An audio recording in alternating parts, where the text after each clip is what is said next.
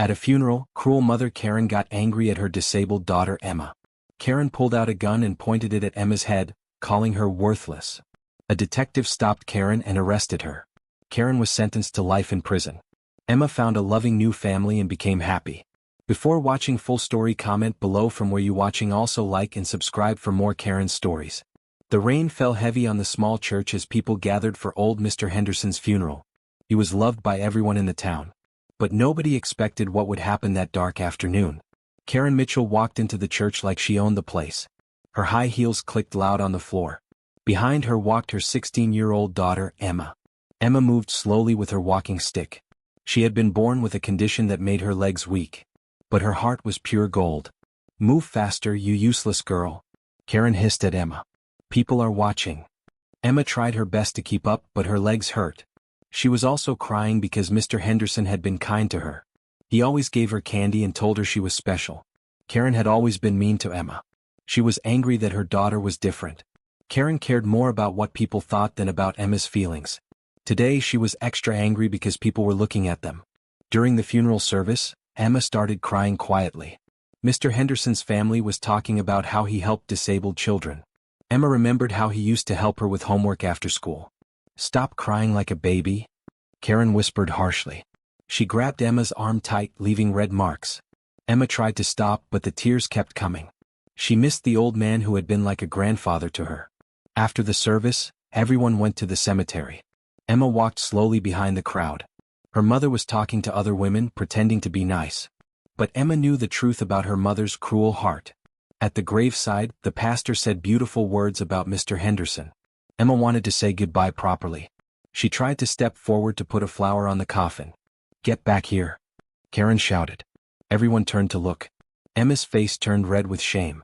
She stepped back, holding her flower tight. After the burial, people gathered at the community center for food and memories. Emma sat alone in a corner, still holding her flower. She was hungry, but her mother had told her not to eat because fat disabled girls look worse. Mrs. Patterson, Mr. Henderson's sister, noticed Emma sitting alone. She was a kind old lady who had watched Emma grow up. "Hello, dear," Mrs. Patterson said softly. "That's a beautiful flower. Would you like to tell me about Mr. Henderson?" Emma's eyes lit up. Finally, someone wanted to hear her feelings. She started talking about how Mr. Henderson taught her to read better and helped her believe in herself. Karen saw them talking and rushed over. She was drunk from the wine at the reception. "Emma, stop bothering people with your stupid stories," Karen yelled. Mrs. Patterson stood up. "She's not bothering anyone. She's sharing beautiful memories." "Mind your own business, old woman," Karen screamed. "This is my daughter and she's an embarrassment." The whole room went quiet. Everyone stared in shock. Emma started crying. "Mom, please stop. You're being mean." "Shut up," Karen shouted even louder. Then she did something that froze everyone's blood. Karen reached into her purse and pulled out a small gun. She pointed it directly at Emma's head. "I'm tired of dealing with you, you worthless disabled freak," Karen screamed. Emma fell to her knees, terrified. People screamed and ran for cover. Children started crying. "Please, Mom," Emma whispered. "I just wanted to say goodbye to Mr. Henderson. He was nice to me." "He was nice to you because he felt sorry for you," Karen yelled, keeping the gun pointed at her daughter. "Everyone feels sorry for you. You ruined my life." In the crowd stood Detective James Rodriguez. He was off duty, attending the funeral because Mr. Henderson had helped his own son years ago. James had his police training and knew he had to act fast. "Karen, put the gun down," James said calmly, slowly moving closer. "This is not the way to handle your anger." "Stay back," Karen screamed. "I'm done pretending to care about this mistake." Emma was shaking with fear, but she found her voice. "I'm sorry I was born different, Mom. I'm sorry I made you sad." Those words broke everyone's heart. Here was a sweet girl apologizing for something that wasn't her fault. James kept talking calmly while moving closer. "Karen, look around. Everyone here cares about Emma. She's not the problem." "Liar," Karen shouted. "Everyone judges me because of her." Mrs. Patterson, despite being 75 years old, stepped forward bravely. "I judge you, Karen. But not because of Emma. I judge you because you're cruel to an innocent child. That child ruined everything." Karen cried, tears of anger running down her face. "My husband left because of her. My friends avoid me. My life is over. Your life is over because of your choices, James said firmly. Emma didn't choose to be disabled. But you chose to be cruel. Karen's hand was shaking now. The gun moved back and forth between Emma and the crowd. People were praying and crying. Emma looked up at her mother with big, sad eyes. Mom, I love you even when you're mean to me. I just want you to love me back. For a moment, Karen's face showed confusion. Deep down, she knew her daughter was innocent. But her anger was too strong. It's too late for love. Karen screamed. I should have given you away when you were born. That's when James made his move. While Karen was distracted by her own shouting, he jumped forward and grabbed her arm. The gun went off, but the bullet hit the ceiling. People screamed as James wrestled the gun away from Karen. She fought like a wild animal, screaming horrible things about Emma. You can't stop me. She deserves to die. Disabled people are useless. James handcuffed Karen while she kept screaming. Emma was crying but safe in Mrs. Patterson's arms. The police came quickly. They arrested Karen for attempted murder, child abuse, and threatening people with a weapon. The whole terrible scene was recorded on phones by several people. Emma was taken to the hospital to make sure she was okay. Mrs. Patterson stayed with her the whole time. Am I really worthless like Mom said? Emma asked through her tears. Mrs. Patterson held her tight. Oh, sweet child. You are precious and loved. Your mother is sick with anger, but that doesn't make her words true. The news spread fast through the town. Everyone was shocked that a mother could be so cruel to her own disabled daughter. People started sharing stories about how sweet and kind Emma had always been.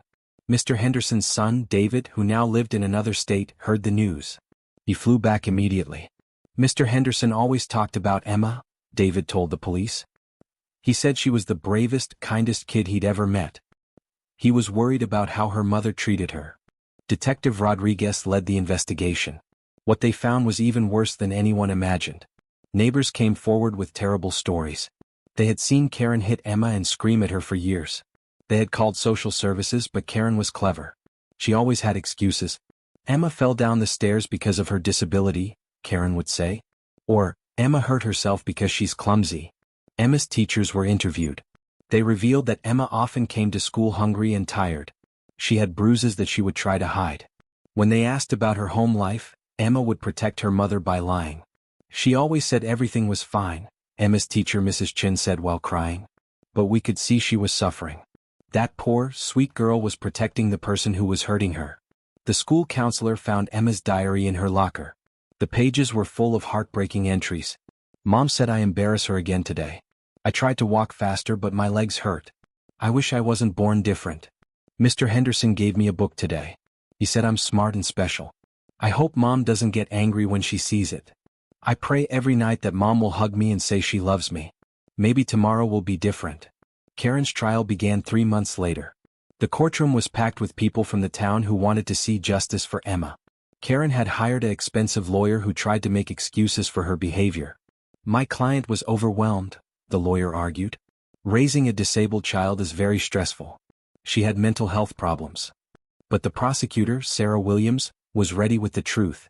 Stress doesn't excuse pointing a gun at your child, Sarah said firmly. Many parents raise disabled children with love and patience. Karen Mitchell chose cruelty. Emma had to testify.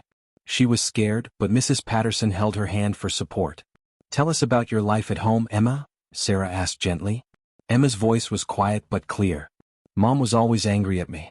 She said I was stupid and ugly. She said I ruined her life. She would hit me when I couldn't walk fast enough. Did she ever say nice things to you? Emma thought hard. Sometimes when other people were watching she would pretend to be nice. But when we were alone she was mean. How did that make you feel? Sad and scared. I thought maybe she was right about me being worthless. There wasn't a dry eye in the courtroom. The prosecutor showed videos from the funeral. Everyone could see clearly how Karen had threatened her daughter with a gun. They could hear her cruel words. I'm tired of dealing with you, you worthless disabled freak. Karen's voice echoed through the courtroom. The jury looked disgusted. Some people in the crowd were crying angry tears. Karen's lawyer tried to argue that she was drunk and didn't mean it. But then more evidence came out. Text messages on Karen's phone showed her planning to get rid of the burden months before the funeral. She had researched ways to give Emma up and had even looked into institutions where she could dump her daughter. One text to her sister read, I can't take it anymore. Emma ruins everything. I wish she would just disappear. Her sister had replied, Karen, that's your daughter. She needs love and support. Karen wrote back, she needs to not exist. I hate looking at her. The most powerful moment came when Emma spoke directly to the judge. Your Honor, Emma said in her sweet, clear voice, I know my mom doesn't love me. That makes me very sad. But I don't want revenge. I just want to be safe and maybe find someone who will care about me. She paused, then continued, Mr. Henderson always said that being different doesn't make someone less valuable. He said I had a good heart. I want to use my good heart to help other kids like me. The judge wiped tears from his eyes. Emma, you show more wisdom and grace than many adults. You are a remarkable young person. Karen sat at the defendant's table with no emotion on her face. Even hearing her daughter's beautiful words, she showed no love or regret. The jury took only 2 hours to reach their verdict. They found Karen guilty on all charges: attempted murder, child abuse, assault with a deadly weapon, making terrorist threats, endangering the welfare of a child. Judge Thompson looked directly at Karen before sentencing. In my 30 years as a judge, I have rarely seen such deliberate cruelty toward an innocent child, he said. Emma is disabled, but you, Karen Mitchell, are the one who is truly broken. You had every opportunity to love and protect your daughter. Instead, you chose to torment her. He continued, your disability is not physical, it's moral. You lack basic human compassion. You are a danger to your daughter and to society. The judge sentenced Karen to life in prison without the possibility of parole. Karen finally showed emotion, but it was anger, not regret. This is all her fault, she screamed as the guards took her away. That worthless girl ruined my life. Even facing life in prison, she couldn't stop blaming her innocent daughter. Mrs. Patterson had already started the process to adopt Emma. At 75, she said she had plenty of love left to give. Mr. Henderson would have wanted me to take care of her, Mrs. Patterson said. Emma deserves a family who sees her as a blessing, not a burden. The community rallied around Emma. They raised money for her medical care and education. Local businesses offered her jobs for when she got older. The high school created a scholarship in her name for disabled students. Emma's first night in her new home, Mrs. Patterson tucked her into bed. Am I really safe now? Emma asked. Yes, sweetheart. You're safe, you're loved, and you're home. For the first time in years, Emma fell asleep without fear. 2 years later, Emma stood before the same judge who had sentenced her mother. But this time it was for a happy reason. She was there to speak at an event about child protection. My name is Emma and I survived, she said to the crowd. I learned that being different isn't wrong. Being cruel is wrong. I want to help other kids know they deserve love no matter what. In prison, Karen heard about Emma's speech on the news. Guards said she showed no emotion and made no comment. But Emma didn't think about her mother anymore. She was too busy living, learning, and helping others. Justice had been served and love had won.